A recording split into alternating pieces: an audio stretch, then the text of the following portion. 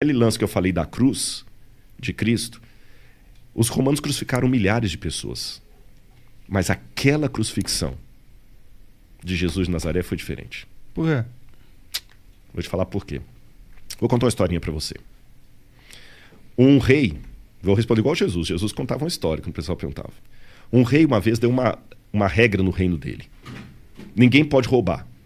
Se alguém roubar, eu vou mandar arrancar os 2 olhos. Cara, funcionou, ninguém roubava. Você podia dormir com a porta aberta, o cara das trancas nem vendia tranca. Delegacia só quando era uma briga, assim. Até que um dia chegaram pro rei e falaram assim: Majestade, nós pegamos um rapaz roubando aqui, a sua lei fala que tem que ter os 2 olhos arrancados. Ele falou: tudo bem, só que tem um problema, é o seu filho. É o príncipe. E aí? Vocês têm filhos? Tem. Eu não tenho. O que você faria, monarca? Você é o rei. Se eu sou o rei, eu mando arrancar os olhos. E você, Igor? Bom, se eu sou o rei, se eu sou o Igor, eu ia apoiar. Não, minha filha não, irmão. Todo respeito aí. Eu perguntei de propósito. Mas se eu sou o rei... Você é o rei, Igor. E pai da sua filha ao mesmo tempo. Então, é que se eu sou o rei, eu preciso mandar arrancar os olhos, né? Você arrancaria mesmo da sua filha? Pensa nela agora. Cara, olha, se a gente quiser entrar nessa, eu forjaria a morte, eu executaria de mentira, exilaria a minha filha pra algum lugar, porque aí eu consigo manter o rei que pune quando alguém rouba e consigo salvar a vida da minha filha, só que eu não consigo manter ela perto de mim. Uhum. E teria uma coisa também.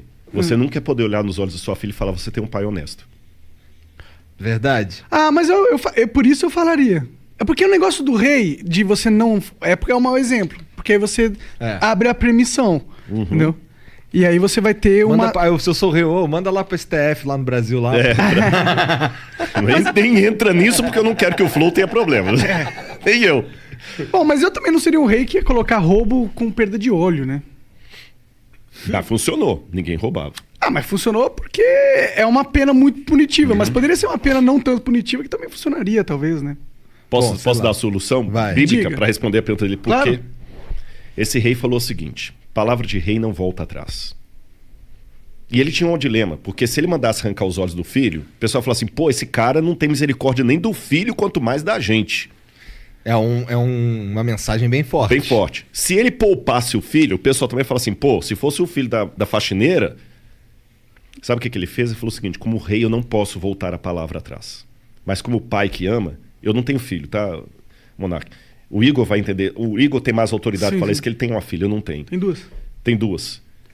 Como pai, eu também não posso negar a salvação para o meu filho que errou, mas está arrependido. São 2 olhos que a lei quer, são 2 olhos que a lei terá. Podem arrancar os meus olhos e deixa o meu filho. Quando o mal surgiu no universo, o mal existia... Tem um lance em filosofia que eu não quero... Vou tentar mastigar para ficar mais fácil. Vocês ouviram o Pondé aqui, com muito mais propriedade do que eu, que chama-se metafísica. Foi a matéria mais difícil que eu estudei em filosofia. Metafísica é a doutrina do ser. Tudo que existe primeiro em potência, depois em ato. Eu não tenho filho, nem o monarca. Nossos filhos existem em potência. As suas filhas existem em ato. É potência mesmo, né, monarca? Não tem ninguém... É potência. É potência, mas pode ficar tranquilo. Não tem nenhuma certidão para ser reclamado, não. Nenhum DNA, não, brincadeira. Então, os nossos filhos aqui existem em potência, porque eu posso ser pai, ele também pode. As suas não existem em potência, elas existem em ato, que elas já existem.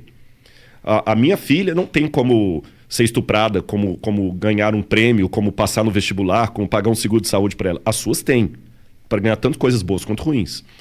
O mal, como potência, passou a existir no universo a partir do momento em que Deus não obrigou nenhum filho a ser fiel a ele. Eu criei vocês e vocês estão livres. Só que sigam as minhas leis para que tudo dê certo. E aí, com a ruptura que houve no universo cósmica, a lei de Deus foi quebrada. E a punição era que o pecado passou agora de potência a ato. Ruptura cósmica? Ruptura cósmica. Que quer dizer porque o universo estava numa harmonia que foi quebrada. Você entendeu? Não era plano de Deus que criança e leucemia estivessem na mesma frase. Não era plano de Deus. Deus não queria isso. Deus não queria a pancada que você ganhou no seu carro hoje. Deus não queria isso. Mas aconteceu. Ele sabia que ia acontecer. Aí alguém fala, pô, sacanagem, se ele sabia por que ele deixou.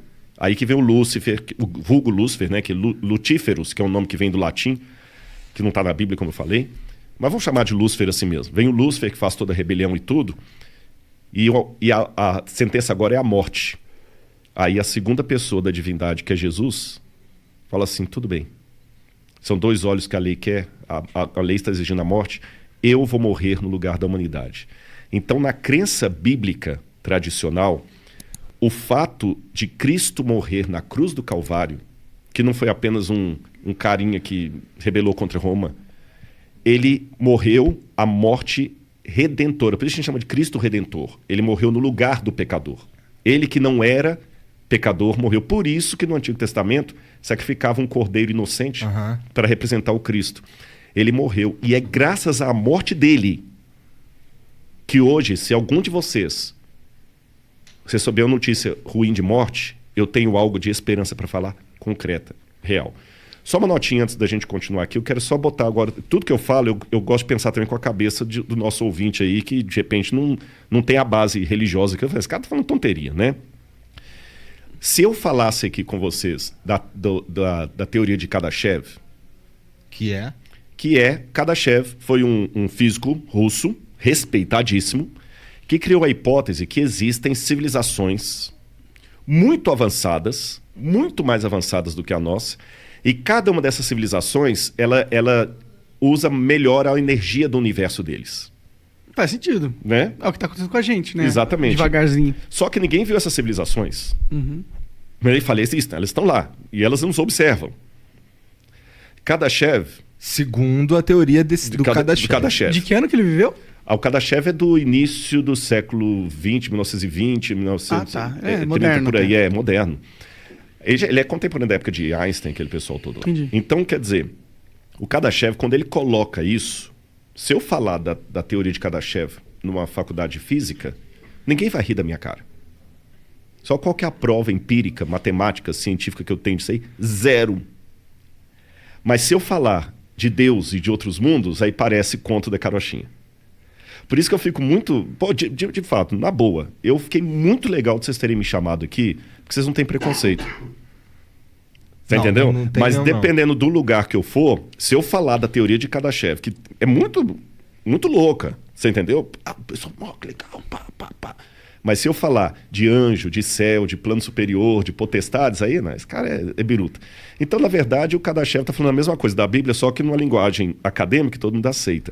E para mim, como acadêmico, antes de ser pastor ou crente, eu falo para você, faz um sentido medonho o plano da salvação em Cristo Jesus, sabe? Faz um sentido medonho. E ele mudou minha vida, cara. Cara, ó, Deus criou o universo inteiro? Universo. Tipo, o universo infinito, Deus que criou. O universo não é infinito. Ah, não? Não. Bom, cientificamente falando, não é infinito. Não é Ele está sempre acelerando, ele está sempre crescendo. Porque se ele fosse infinito, ele não poderia estar em movimento. Porque se ele é infinito, ele ia mover para onde? Ele já está lá. É verdade.